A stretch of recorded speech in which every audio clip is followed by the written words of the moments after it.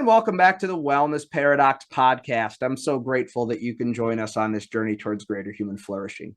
As always, I'm your host, Michael Stack, an exercise physiologist by training and a health entrepreneur and a health educator by trade. And I'm fascinated by a phenomena I call the wellness paradox. This paradox, as I view it, is the trust, interaction, and communication gap that exists between fitness professionals and our medical community. This podcast is all about closing off that gap by disseminating the latest, most evidence-based, and most engaging information in the health sciences. And to do that in episode 76, I'm delighted to be joined by Jason Gootman. Jason is a Mayo Clinic certified wellness coach. He's also a national board certified wellness coach with a background in exercise physiology. And one of my favorite topics to talk about is lasting behavior change and behavior change psychology. We've had many guests on the podcast before where we've talked about this, but each one adds their own little nuance, their own little perspective to it. And Jason's going to talk about his 7 evidence-based principles to lasting behavior change. And there are so many gems in this podcast for the fitness professional that I really hope you have your notebook out, because Jason gives us a master class on lasting behavior change. Any information we'd like to share with you from today's episode can be found on the show notes page by going to wellnessparadoxpod.com/episode 76. Please enjoy this conversation with Jason Gootman.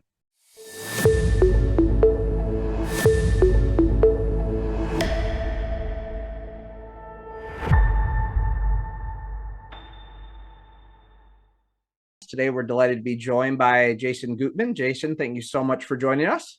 Thanks for having me, Mike. So I'm super excited about this discussion. Anytime we could talk about behavior change on the podcast, I think it is a worthwhile use of our listeners' time. And this is an area that you have a lot of expertise in. But before we dive into that, why don't you just tell our audience a little bit more about your background? Yeah, so I have I have a master's degree in exercise physiology. So that's really my formal schooling, and then I got certified in nutrition. It actually leads well into the behavior change conversation, because really what I learned with that background was that I could tell people what to do, and that telling people what to do only got them so far. Yeah. And that's what led me to studying at the Mayo Clinic to get certified as a Mayo Clinic certified wellness coach, and then to go on and become a national board certified health and wellness coach. Got it. Just explain that last part for a second, because I don't think a lot of people understand kind of the evolution of wellness coaching. So touch on that national board, because I do think that's a big deal. So I mean, we're literally in the midst of it. It's almost as if someone working as a wellness coach today, especially in private practice, sort of has one half of their life is sort of like a coach in a field that has nothing to do with medicine or wellness, like a business coach or a relationship coach, a career coach, in the sense that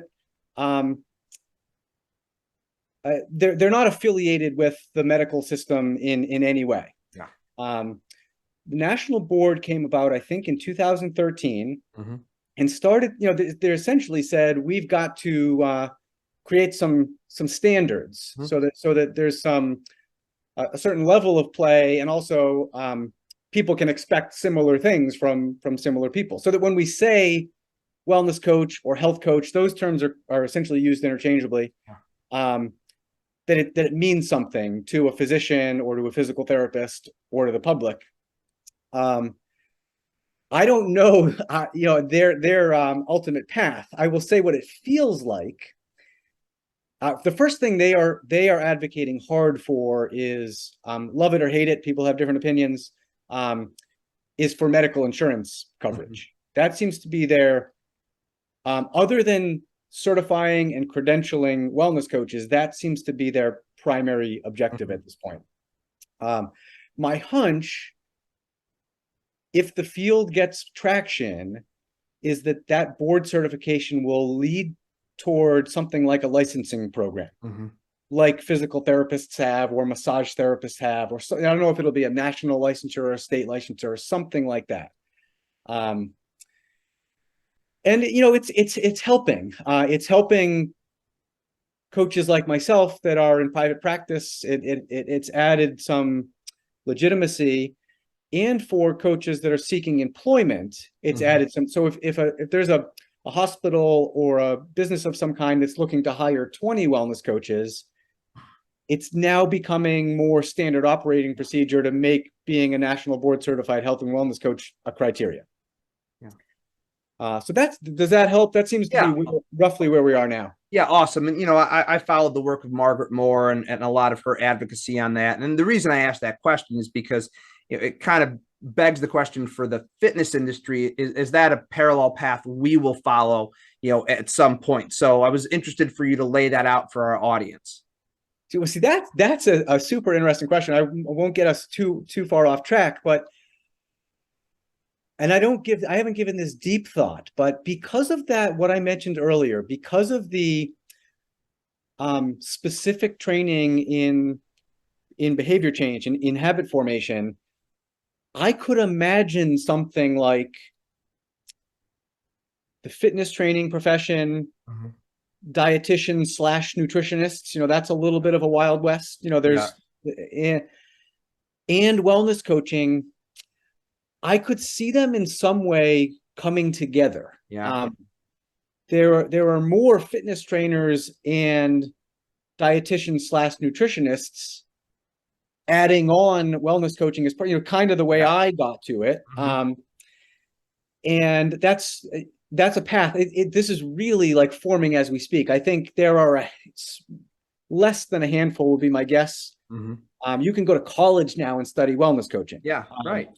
So that's becoming, so I think when that, and what that could involve at some point is, see, this is very interesting. And this is hard to swallow when one has significant expertise, either in exercise science or nutrition or both, is that what we see in wellness coaching is that for the masses, at least, you need some of that exercise science expertise and some of that nutrition expertise, but you do not need the far reaches of that expertise to help the average person. And so I could see something forming where there's a wellness coach bachelor's degree, bachelor's degree that includes classes in exercise physiology and nutrition and biomechanics and a lot of what the training is for people who become fitness trainers and dietitians / nutritionists. No, I think you bring up a great point. And look, I completely agree. I've been in the field for over 23 years now, and I can tell you the number of times where I've had to talk about the Krebs cycle with a client is exactly zero. But the number of times where I've had to guide them through some type of a process towards behavior change is literally every single conversation. So I think that provides a good segue to our discussion today. Although what you just talked about there, I think we may have just created an entirely separate podcast for another time. It seems to be up your alley with wellness paradox. My last thought on this would be, you and I both know people who that before you and I didn't study exercise science, they studied physical education. And so I almost consider this an evolution. You nailed it. Toward what the public needs as there's more lifestyle ailments plaguing people, and people less need, sports preparation or military preparation or some of the things that were in the history of these fields. Yeah, absolutely. Well, so let's dive into this topic of behavior change. And I think we need to start and level set with the first question of, there's behavior change. So there's making a change acutely, and then there's lasting behavior change. And obviously that is the outcome that we're all looking for as fitness and wellness professionals. From your viewpoint, with all your experience and knowledge, why do you feel that lasting component is so elusive for people? Because for better or worse, and it's both for us humans, we are creatures of habit. The habit wiring in us is extremely strong. That's for both negative habits and positive habits. We essentially have evolved to automate life. That if we had to wake up every day and make a million decisions, we would be exhausted. Yeah. We wouldn't know what to do. And I think both by the public and by many sectors of the medical profession and different aspects of the wellness profession, that has been underestimated for decades. And one way we see this is giving people a lot of information. So the idea behind giving someone a lot of information is the reason they're not doing this thing is they don't have enough information. Right. What I'm arguing at the moment is they might, in most of those cases, they have enough information. Their current habits are strong, and it's challenging, not near impossible. It's challenging to form new habits. And that needs to be the emphasis of the interventions. Yeah. And it usually isn't. Yeah, no, it's a great point. And yes, you nailed it with, if we had to make every single little decision every day, we'd almost be paralyzed by decision making. So habits are great. The problem is the saying goes, old habits die hard. And there's the challenge with lasting behavior change. Now, you encounter this on literally a day-by-day basis with the clients that you work with. And you have 7 evidence-based keys that you talk about with regard to lasting behavior change. So let's unpack these for our audience, because I think this is going to be a really useful paradigm for them to consider as they're trying to work with their clients on lasting behavior change. Okay. First one is get very clear on the habit you want to form. That means people don't get very far when they say, I want to exercise more. They do much better when they say, I walk for 30 minutes 3 times a week. It's clear, it's specific, it's positive. People also don't get very far when they say, I want to avoid sugar. They get further when they say, I'm the kind of person who, when I'm hungry, reaches for a whole food snack. So that's number one. Number 2 is get very clear on why you want to form that habit. It's very important that it's very important to that person, meaning people don't change because it's important to their physician. People don't change because it's important to their wellness professional. People don't change because it's important to their life partner. This is the common pop psychology thing that, I'm often critical of sort of pop psychology, but this is useful if applied. This is your why. This is knowing why this is very personally important to you. Getting under a person's why, that's a person's values. Values drive intrinsic motivation quite a bit. So if a person is embarking on this process on their own, they want to get in touch with their values. If you're a wellness professional working with someone, you want to help someone get in touch with their values and stay in touch with their values frequently, because that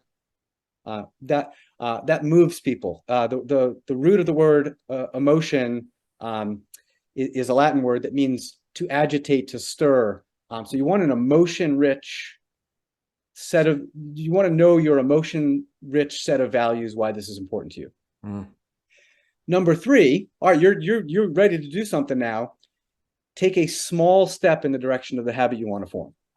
So if a person knows, I want to be the kind of person that walks 3 times a week for 30 minutes, if they haven't walked in a year or 2, it's a good idea that what they do in that first week is walk twice for 5 minutes. For all the physiological reasons of not doing too much too soon and getting hurt and all that, but for the psychological reason of experiencing success. Yeah. If a person comes back to me after a week or 2 weeks and the look in their eyes is, I did it.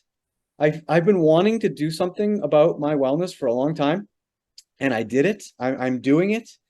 They're excited. That's almost psychologically contagious. They want more of that. Whereas even if they did something 3 times as much as that, if they said, I'm going to walk 3 times for 30 minutes, and they walked 3 times for 25 minutes, the look in their eyes is, I failed. Yes. I let myself down. I let you down. I let my family down. I knew I couldn't do it. I never stick to what I say I'm going to do. So small steps are huge. Number 4, tie the new habit you want to form to your interests. Mm. That's a slightly fancier way of saying make it fun. Yeah. Yeah. Make it enjoyable, make it pleasurable. I won't go, we'll have a chance to go deep, but this is sort of opposite psychology of no pain, no gain. It's and this I think could be a tidbit that we could get into. It's counterintuitive to a lot of the way we've been raised to think about motivation, but this is taking advantage of our wiring for instant gratification. People spend their whole lives resisting and fighting our tendency toward instant gratification. We want to use it as much as we can because it's not going away. Yeah. Number 5 is similar and related, which is tie your new habit to your existing strengths. Hear people talking about this in the workplace and careers. Do what comes naturally to you. Do what feel like you're contributing. People want to bring their strengths to the habit they're trying to form. It's number 6 is make the habit as convenient as possible. Think of, we talked about it's hard to form new habits and that old habits die hard. I think a neat way to think about this to make psychology a little less intangible is to think of habit formation like physics. So that feeling of being stuck, like I kind of want to change my behavior, I kind of don't want to change my behavior, is like in physics, what's called inertia. Yeah. That's sort of where the object is stuck. What we want, what habits are momentum. It's you have enough momentum that it would take energy to stop you. Yeah. But to get from inertia to momentum, we need an infusion of energy and we need a reduction in resistance, right? If we're trying to get a pool ball rolling on a pool table, sort of a classic physics example, if the surface was sticky, that's going to prevent the ball from rolling. The habit one want to form being inconvenient, like their gym being across town in rush hour. That's resistance. We want to find a gym that's closer to home, or a gym that's or they go during a time of the day when it's not rush hour, or they do some working out at home, or whatever it is for that person to sort of minimize friction or resistance. Most of these steps could be thought of as adding energy, getting the ball rolling. That one is making sure there's nothing in the way of the ball. Yeah, right. And then the 7th one I think is really cool, extending that analogy, is garner the personal and professional support that's most helpful to you. So that you could think about is if you're the ball starting to get some momentum, that's people running behind you and pushing you and cheering for you. Yeah. That's helping it go faster and keep going. So that's a good high level overview. Great. And I think those are all brilliant thoughts. And I do want to drill down a little bit more in a second, but I think it's important because as you were saying it, I'm realizing that our audience may not all have the same definition of what a habit is. So how would you define, just for simplicity's sake, in the context of this conversation, a habit? What in your mind is that comprised of, or how does that work? Something that we do relatively automatically. Okay. Something that requires very little willpower to accomplish. Another way of thinking of it is it's part of our identity. It's ultimately part of who we are. I think what the public sees in a lot of pop motivational ideas is that the person despises doing these things, and every day they wake up and through sheer willpower force themselves to do it. And what I think many people would be surprised of people that are consistent exercisers and people who consistently eat nutritious food is that they generally enjoy it. Yeah. It's kind of at that point in their life, it's kind of who they are. Yeah. And I view wellness coaching not as supplying someone with a short-term boost of motivation so they do these things for a little while, but as the process of helping someone become the kind of person who identifies as someone who behaves these ways and and acts these ways. I'd like to take a quick break from today's episode to tell you more about one of our sponsors. As all of you are well aware, the COVID-19 pandemic has been absolutely devastating for the fitness industry, with upwards of 1/3 of our clubs closing nationally on a permanent basis. One of the few stabilizing forces during this very tumultuous period of time has been IHRSA, the Global Trade Association for the Health and Fitness Industry. On my crusade to make fitness professionals part of our healthcare continuum, the work that IHRSA is doing is absolutely vital. They provide advocacy and lobbying support at both the federal and the state level. They support state alliances in many ways, and they also provide resources and best practices to club owners, operators, and individual fitness professionals. Indeed, if we are truly going to become part of the healthcare continuum, we must speak with one unified voice. We must have best practices that we implement, and we must come together as an industry to ensure the public, the medical community, and lawmakers hear our message loud and clear, that movement is medicine and it is essential. That is the work that IHRSA is doing. They've recently revamped their membership structure, allowing large clubs, small clubs, boutiques, and individual professionals to join the organization for an appropriate price that allows them to have access to all of these many great resources and allows us to unify and amplify our voice as an industry. For more information on the amazing work that IHRSA is doing, go to their website, IHRSA.org. That's IHRSA.org, IHRSA.org, to look in a little bit further into the work IHRSA is doing to unify our industry, to move us closer to being a part of that healthcare continuum. Now back to today's episode.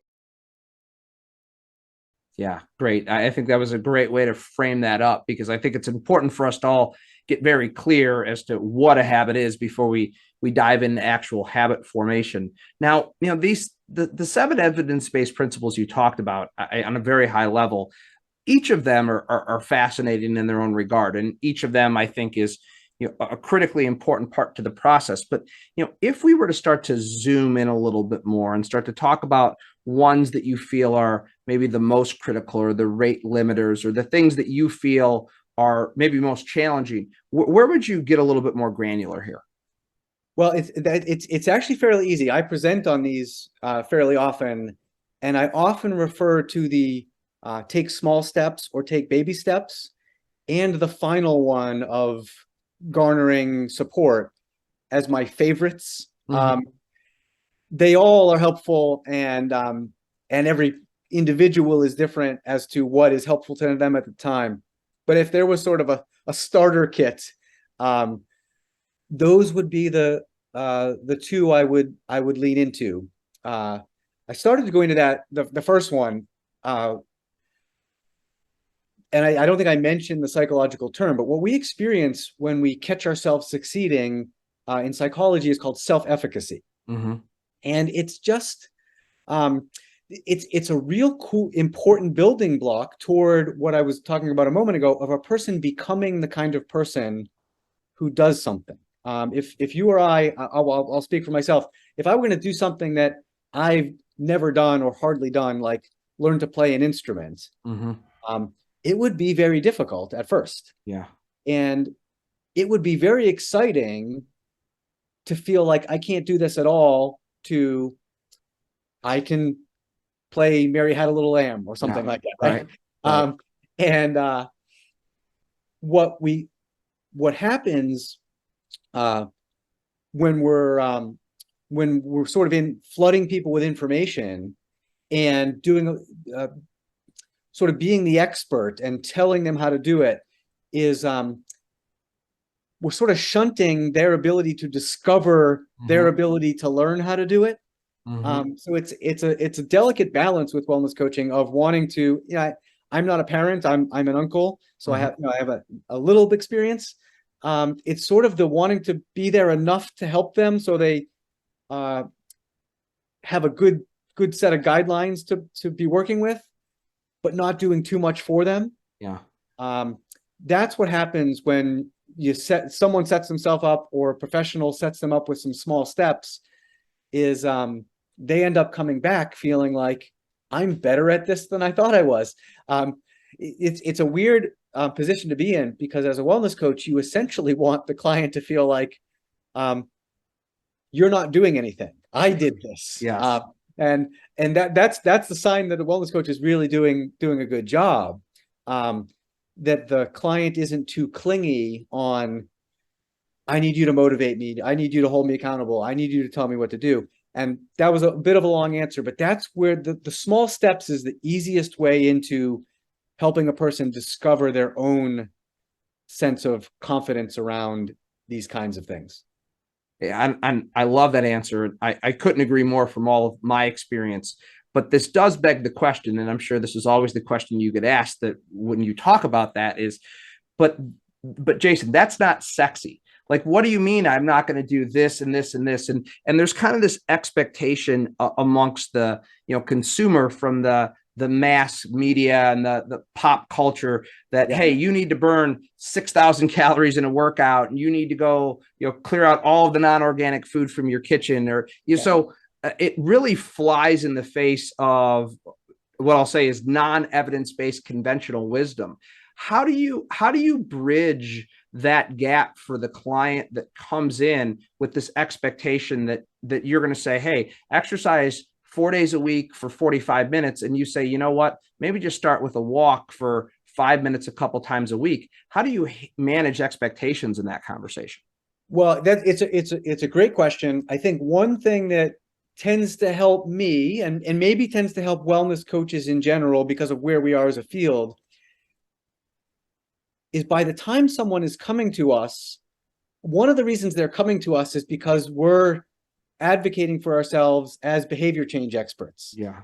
And these people have typically had enough yo-yoing or succeeding in fits and starts that they've seen when they go big or go home, when they do a full-scale overhaul of their life, that it works for a little while and then it doesn't. Mm-hmm. So part of that helps, that they're sort of pre-tuned to the idea that I've tried that 2, 3, 5 times and it hasn't worked that great. So they're a little more receptive to the right.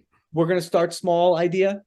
The other thing is to be upfront if they're sort of scared of that, if it feels like it's not enough, is we're gonna ramp up. Like this is small isn't forever. Yeah. And then this is going a little bit deep, but I think I can do it concisely. Is you're familiar with motivational interviewing. So part of this would be done by asking them instead of telling them. Like if they say, I think to reach my goals, I got to do 4 times a week, 45 minutes. I might, there's a tool in motivational interviewing called confidence scaling. So I might say, on a scale of 0 to 10, how confident are you that you could do that? And they get to hear themselves say, well, maybe a 5 or a 6. And then I might say, so using, there's different ways to use confidence scaling, but one way to use it in that scenario, I might say, what kind of an exercise plan, what kind of a workout plan for the next few weeks do you feel more like a 7 or an 8 confident in? And then they might enthusiastically say, well, I know I can do 3 times a week for 30 minutes. And there's an idea in motivational interviewing that people believe the things they hear themselves say. So it's powerful for them to say, I know I can do 3 times a week, 30 minutes. So this is helping them see that it's, first of all, this is helping them choose. They're choosing the small step instead of me telling them the small step. I might interject, if they come back and say, even though I'm only a 3 confident on 4 times a week, 45 minutes, that's what I got to do. That's what my brother's doing. That's what I got to do. I might then ask them, are you open to having a conversation about what's worked for you in the past, what hasn't worked for you in the past, and might be able to help them discover on their own that they can get there, but maybe that's 3 weeks out or 6 weeks out. Does that help answer that question? Yeah, I think that's perfect, because I think when people have came to you, I don't want to say they're at rock bottom, but they've been down the path many times before. It's the classic, hey, I've lost 100 pounds. The problem is it's the same 20 pounds 5 times. When they get to you, that's not always the case with fitness professionals, but sometimes we're more front line. Right. Now, you said something earlier that the audience may have not picked up on, but I heard, and I think it's important for you to unpack, and it was even in your last answer a little bit. You talked about not being the expert, and there's a lot of fitness professionals that are listening to this podcast that are early in their career. And I got to tell you, when I was early in my career, like I was the expert, and I had my expert hat on all the time, and I knew it because I went to school for it. I'm going to tell you what to do, but it's very interesting to even hear you talk and the language you use around these conversations you would have. Talk about the expert style versus the coach style, and why the latter is more effective for long-term behavior change. Yeah, and I think I'll start right away with a caveat for the people that got nervous about that idea, or that got resistant to that idea, is that what I'm referring to is this is a phrase that might come from motivational interviewing, or adjacent kind of fields, and it's let the person be the expert in their own life. That doesn't mean they know how to do a power clean. It doesn't mean they know nutritional biochemistry. It means once there's sort of an relative agreed upon what to do, they know whether they're going to succeed more at exercising in the morning or the afternoon. They know whether they are more likely to stick to exercising outdoors or indoors. Those kinds of, so letting them be the expert in their life in terms of the behavior change tends aspects of this thing. That doesn't mean that you're not that a fitness professional or nutrition professional isn't lending their expertise with regard to specific execution of things. I think we almost got to this idea earlier. There's an important motivation theory underlying motivational interviewing that you're probably familiar with, called self-determination theory. And one of the core principles or set of principles is that people have a need for autonomy, competence, and relatedness. We touched on competence earlier, that whole discovering that I can do this. That's extremely important to motivation. But the autonomy is the first one that's always listed when these are talked about as psychological needs. And one way of thinking about autonomy is that autonomy is stolen when we're told what to do. It seems to be there's something especially about our bodies and how we move and what we eat and our well-being that we consider that very personal. And people like to feel like they're making choices around that kind of thing. It does take it takes some courage, in the sense on many levels, because it feels like to what you were pointing to a little bit earlier, Mike, it leads to like, well, why did I study all this stuff? Exactly. Why are they paying me? I alluded to that earlier when I said they can feel like, hey, I'm doing all the work here. What do I even need you for? Right. So if you're getting paid for doing this as a profession, it can feel a little insecure. Like, if I'm not providing a lot of expertise, what am I even here for? But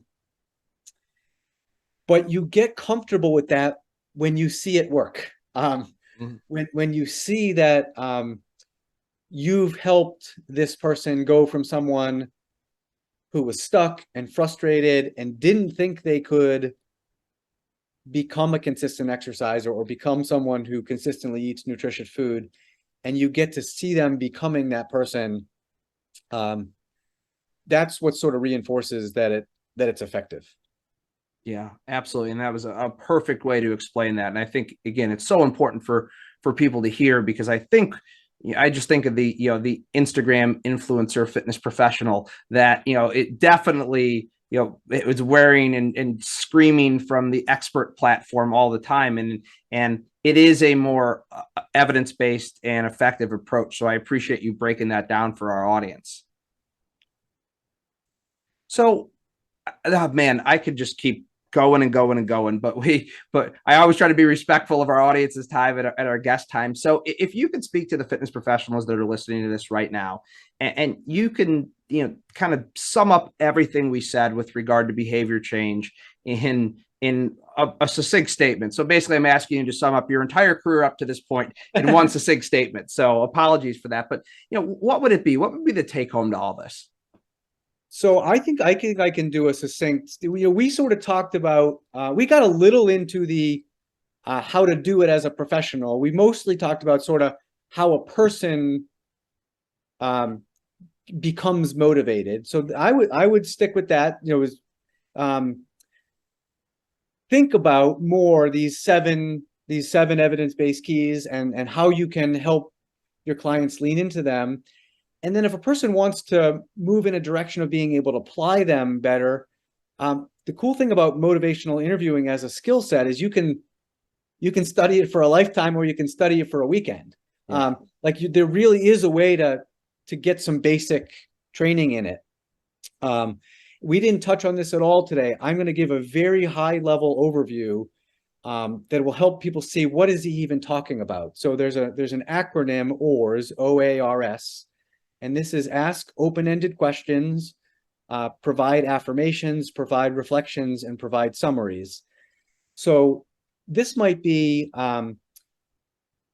if a person is wanting to work up to exercising 4 days a week for 45 minutes, and they an open-ended question of their values that we talked about earlier might be, what would this bring to your life? Let them talk for a few minutes. And what's happening there are a few things. They are getting to hear themselves sort out why this is important to them. The professional is getting a better sense of what is important to that person. And then reflections and affirmations are just things you say back. Yeah. Sometimes coaching is described as being a mirror and a magnifying glass. So if a person said, if it becomes clear in their answer to that question that being a role model to their kids is just so important to them, you simply say back, wow, being a role model to your kids is just so important to you. Now, they've said it in much more flowery language than that. This is you sort of saying it with an exclamation point, and it's sinking in for them. And then when you see them 2 days later or 2 weeks later, and you're small talking, and they're talking about their kids, your kids are really important to you. And what you don't realize you're doing is, what they don't realize you're doing is, you're helping them draw out their intrinsic motivation to exercise. And what you're essentially doing by reflecting, affirming, and summarizing what you're talking about is you're showing them who they are. Yeah. Which is we think we can do that by ourselves. It's why earlier I said my second favorite of they're co-favorites, but my other favorite is the support aspect. We're social animals, and we do really, really well with the positive elements of what we might have in middle school called peer pressure. We do really well when we're surrounded by people who want us to succeed, and we want them to succeed, and we're working on similar things together. And that's how you can think of how a coaching relationship can really be valuable for someone. Awesome. I love that you brought up the OR skills, because that is such an easy way to frame this up for people to work on. And that in and of itself could be a whole nother conversation. Jason, this has been great. I really appreciate the knowledge you've dropped for our audience. Before I get to the final question, please tell our audience where they can go to find out about all the great stuff that you're doing. Sure. Well, I'm in that slightly embarrassing place of my website is under construction, but I'm in the awesome place that first of the year, it's going to be the best website I've ever had. Awesome. In the short term, where Mike and I have connected is on LinkedIn, which has just become an outstanding networking platform, I think, across fields, but there's a whole lot of wellness networking happening on wellness and medical networking happening on LinkedIn. So if people just look me up by my name on LinkedIn, they can find me there and find a lot of wellness content there. Awesome. And we'll link up to that on the show notes page. And, that was one of the first things I told Jason when we got on today, is that I just love following his content because there's so much great stuff. And the great thing about following evidence-based people through some of these platforms is you don't have to sift through 15 different journals every month to get information. You get it from people that are kind of experts in those fields. So I will link up to that on the show notes page, and then we'll be on the lookout for the website update come the first of the year. I know the feeling on the constant iterations of websites, so I'm excited that you'll get that up and running. So last question, Jason, I'm really curious, given kind of your diverse background, for you to answer this. So I consider the wellness paradox, which is the thesis behind the podcast, to be this gap that exists in trust and communication between fitness professionals and the medical community. From your perspective, talking to the fitness professional, what's one thing they could do to close off that gap? One thing I think is, and you're modeling it well, is it could sound trite, but it is be outstanding at what you do, and carry yourself more like an evidence-based fitness professional than the Instagram rah-rah person. I think that's the language that the medical community speaks. The medical community speaks efficacy and evidence-based practices, and you and I and the people listening, and an increasing portion of the medical community knows the value of exercise and nutrition and stress reduction and all of these other aspects of self-care that we talk about. I think the one thing is sort of let's show them how good we are. Let's show them what we can do for their patients. Yeah, absolutely. Be so good they can't ignore you. Correct. Jason Gootman, thank you so much for joining us on the Wellness Paradox. It was a pleasure, Mike, and I'm looking forward to talking with you more sometime soon.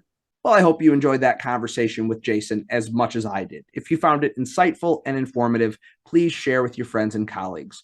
Those shares really make a difference for us. Any information we'd like to share with you from today's episode can be found on the show notes page by going to wellnessparadoxpod.com/episode 76. Please be on the lookout for next week's episode when it drops on Wednesday. And don't forget to subscribe through your favorite podcast platform. Until we chat again next week, please be well